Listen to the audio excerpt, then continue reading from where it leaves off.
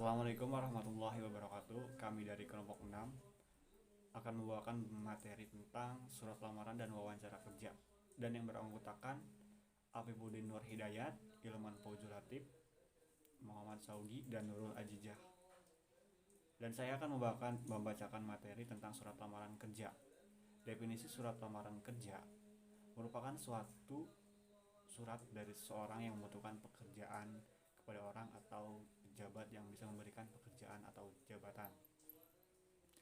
Dalam pedoman lengkap menulis surat tentang 2006 karya Adlan, Ali, dan Tanjili, surat lamaran kerja adalah surat permohonan yang dibuat oleh pencari kerja, pelamar kerja untuk dikirimkan kepada badan usaha atau instansi agar mendapatkan pekerjaan atau jabatan sesuai lowongan yang tersedia. Dan selanjutnya saya akan membacakan tentang fungsi surat lamaran kerja. Tentang fungsi surat lamaran kerja dibagi 3, yaitu sebagai tanda tertulis atau resmi pengajuan permohonan pekerjaan, yang kedua sebagai alat komunikasi, dan yang ketiga sebagai bahan pertimbangan. Saya akan menjelaskan dari nomor 1 dulu, dari sebagai tanda tertulis atau resmi pengajuan permohonan pekerjaan. Singkat saja, jadi maksudnya ini tuh fungsi utama dari surat lamaran kerja, karena dengan hadirnya surat lamaran kerja berarti permohonan tersebut sifatnya resmi dan tentu akan langsung diterima sebagai permohonan dan pertimbangan dalam menerima pelamar tersebut. Dan yang kedua, sebagai alat komunikasi.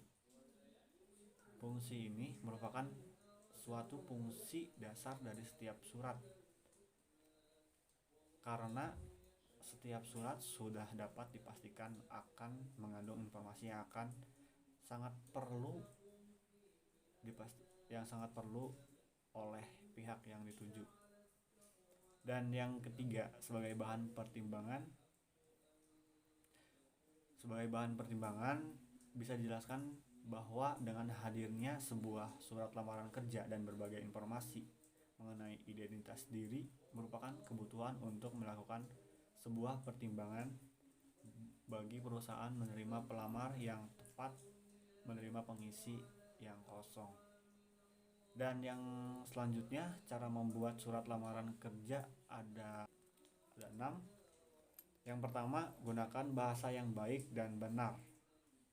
Dan yang kedua, tulislah kalimat yang singkat, padat, dan jelas. Yang ketiga, tulislah secara manual menggunakan tangan. Yang keempat, perhatikan kebersihan suatu surat lamaran kerja. Yang kelima, isi secara jelas data diri dan suatu informasi tentang diri Anda. Dan yang terakhir, yang keenam, jika Anda mempunyai sertifikat pendukung yang bisa menambah nilai plus untuk diri Anda, jangan ragu untuk dapat melampirkannya. Sekarang bagian Muhammad Saugi untuk membacakan materinya. Saya Muhammad Saugi akan menjelaskan tentang struktur surat lamaran pekerjaan. Yang pertama adalah tempat dan tanggal pembuatan surat. Tempat itu tempat kita di mana menulis, dan tanggal sekarang yang ditulis. Lampiran, yang kedua, yang ketiga adalah hal, yaitu mengenai tentang tujuan kita, yaitu seperti lamaran pekerjaan, alamat surat. Terus yang kelima adalah salam pembuka. Yang keenam, saya Muhammad Saugi akan menjelaskan tentang struktur surat lamaran pekerjaan. Yang pertama ialah tempat dan tanggal pembuatan surat. Biasanya terletak pada kanan atau kiri pojok atas. Yang kedua, lampiran. Lampiran jangan disingkat dalam penulisannya. Contohnya lampiran (2) 3 lembar. Terus yang ketiga ada hal atau perihal. Contohnya seperti surat lamaran pekerjaan. Terus yang keempat, alamat surat. Alamat surat adalah kemana surat lamaran kerja Anda ditujukan. Contoh yang terhormat manajer,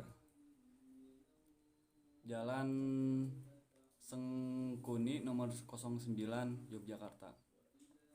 Yang kelima ada salam pembuka. Salam pembuka contohnya itu seperti dengan hormat, berdasarkan bla bla bla dan seterusnya. Yang keenam adalah alinea pembuka. Alinea pembuka adalah paragraf pembuka ini disebut dan dari yang keenam adalah alinea pembuka. Alinea contohnya seperti berdasarkan informasi lowongan pekerjaan dari media sosial Facebook atau apapun itu. Yang ketujuh, alinea isi. Pada bagian ini biasanya berupa informasi mengenai identitas si pelamar. Contoh yang bertanda tangan di bawah ini: nama, terus tempat tanggal lahir, pendidikan, dan data alamat dan data diri yang lainnya. Terus yang ke-8 adalah alinea penutup. Pada kalimat penutup, pada surat lamaran kerja, kita harus menunjukkan kesan kepada pemilik perusahaan atau HRD bahwa kita sangat antusias untuk dapat bekerja di perusahaan yang sedang mencari tenaga kerja baru. Contohnya, demikian surat lamaran kerja yang saya buat. Adapun besar harapan saya untuk dapat bergabung ke dalam perusahaan atau perusahaan yang Bapak Ibu pimpin. Dan yang terakhir adalah tanda tangan dan nama terang. Tanda tangan dan nama terang atau lengkap ini bisa diletakkan pada pojok kanan maupun kiri surat. Contoh, hormat saya, terus ada tanda tangan, dan paling bawah itu nama kita sebagai pelamar. Berikut kami lampirkan contoh surat lamaran pekerjaan yang umum atau biasa digunakan kebanyakan orang. Assalamualaikum warahmatullahi wabarakatuh. Perkenalkan, nama saya Nur Ajijah. Di sini saya akan melanjutkan materi tentang wawancara. Pengertian wawancara. Wawancara adalah tanya jawab antara dua pihak, yaitu pewawancara dan narasumber, untuk memperoleh data, keterangan, dan pendapat tentang suatu hal. Tujuan dari wawancara kerja adalah: 1. Untuk mengetahui kepribadian pelamar. Dengan mengetahui terkait perusahaan dan antusiasme Anda akan dinilai oleh pewawancara update tentang terkait perkembangan perusahaan mereka, dan ini akan membuat pewawancara terkait kepada Anda. Dan yang kedua, mencari informasi yang relevan yang dituntut dalam persyaratan jabatan. Ingat, jangan melamar pekerjaan yang tidak sesuai dengan keahlian Anda. Dan yang ketiga, mendapatkan informasi tambahan yang diperlukan bagi jabatan dan perusahaan, menunjukkan bahwa posisi tersebut akan memberikan banyak manfaat dari karir calon karyawan, mengetahui bahwa calon karyawan akan totalitas dalam posisi tersebut. Dan yang keempat, membantu perusahaan untuk mengidentifikasi pelamar-pelamar yang layak diberikan penawaran kerja. Menulis pernyataan tujuan yang tidak standar di surat lamaran adalah satu hal yang harus dihindari. Pernyataan klasik seperti mencari pekerjaan yang menantang dan menawarkan pengembangan profesional. Dan yang kelima, untuk mengetahui kemampuan khusus. Para perekrut pasti akan bosan mendengar jika Anda menerangkan bahwa Anda mahir dalam Microsoft Office. Semua pekerjaan di zaman saat ini atau di zaman modern memiliki skill tersebut. Jadi stop untuk membanggakan keahlian Anda dalam menggunakan Microsoft Office. Dan selanjutnya, syarat wawancara.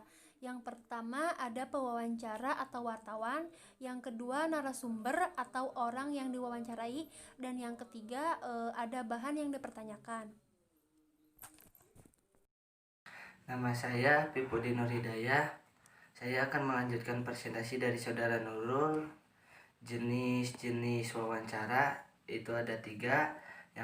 Yang pertama jenis wawancara bebas, yang kedua jenis wawancara terpimpin, dan yang terakhir jenis wawancara bebas terpimpin. Terus sikap-sikap yang harus dimiliki pewawancara, yaitu harus ramah, harus netral, terus harus adil, dan yang terakhir itu harus hindari ketegangan. Yang terakhir, tahap wawancara itu ada 3. Yang pertama tahap persiapan, yang keduanya itu pelaksanaan, dan yang terakhir tahap penyusunan hasil wawancara laporan. Sekian presentasi kelompok dari kami, kurang lebihnya mohon maaf. Bila ada yang kurang dimengerti silakan bertanya.